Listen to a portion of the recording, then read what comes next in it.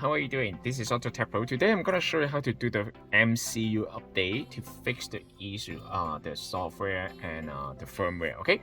First of all, you need to copy the file that we sent to you, and then you can connect to the unit USB. I mean the USB from the unit, not the original USB. All right. Keep that in mind. It's different.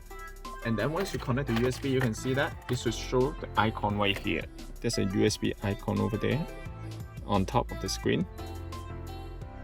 All right, and then you can go to setting,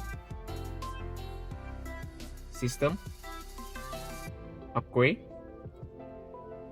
Before you start, remember to turn on the car. Turn on the engine first, and then go to simple upgrade. You will see the web progress bar over there.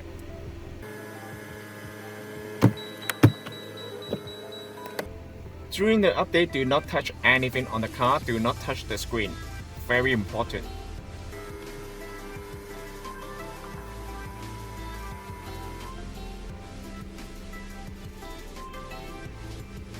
And then the screen will go black.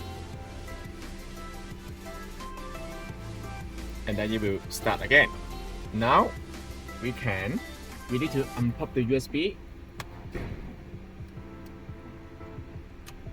and go back, click on system, click on the icon right here, reboot now.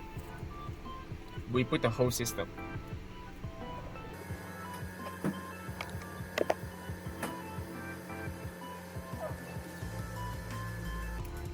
Perfect.